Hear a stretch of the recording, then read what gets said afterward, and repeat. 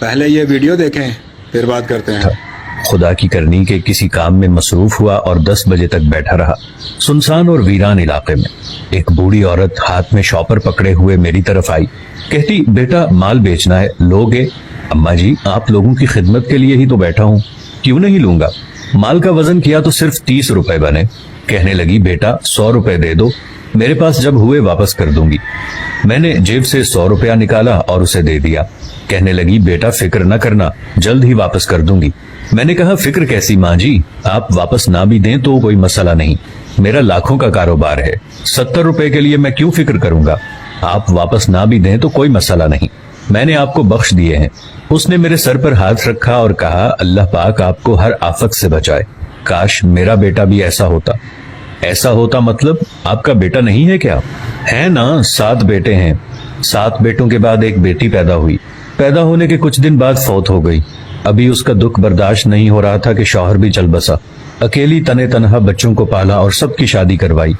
2 बेटे फौत हो गए, 4 की शादी करवाई। चारों घर छोड़कर चले गए। एक सबसे छोटा बेटा मेरे साथ है, मगर वो इतना नहीं कमा पाता कि गुजर बसर हो। कभी कभार भूखा सोना पड़ता है तो कभी सुबह का नाश्ता नहीं होता। बाकी बेटों से बात करती हूँ तो कहते हैं, अम्मी दफा हो जाएं, हमारे पास मांगने ना आया करें। बेटा तुमने बेगाना होकर भी मेरी मदद की। काश मेरा एक बेटा ऐसा होता जिसके दिल में एहसास होता तो आज मैं यूं ना मांगती। सुबह नाश्ते के लिए कुछ न था, इसलिए सोचा थोड़ा सा सामान बेचकर नाश्ते जितना कर लूं।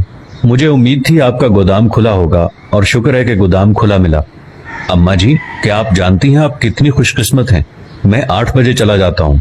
आज मुझे किसी ने रोक रखा था 10 तक, और जानती हैं जिसने रोका था सिर्फ आपके लिए, वो कौन है?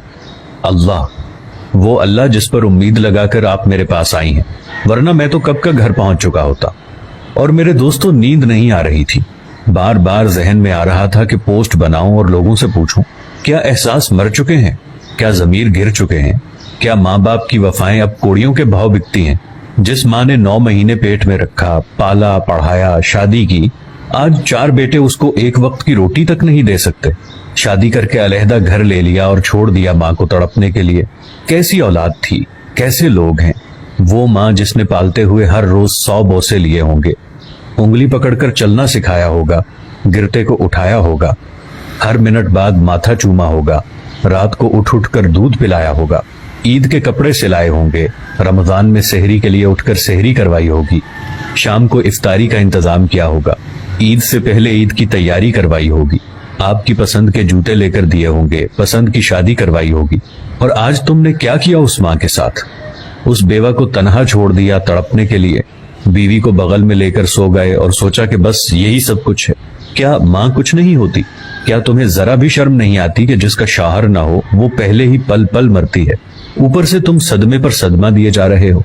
कैसे हो गए हैं हम लोग। अल्लाह किसी भी माँ को ऐसी मुश्किल में ना डाले, और पता नहीं आजकल की औलादों को क्या हो गया है। इन जैसी औलादों से ना होना बेहतर है। अल्लाह हमें हदायत दे और अपने वालिदैन की खिदमत करने की तौफीक अता फरमाए। आमीन। जज़ाकल्लाह।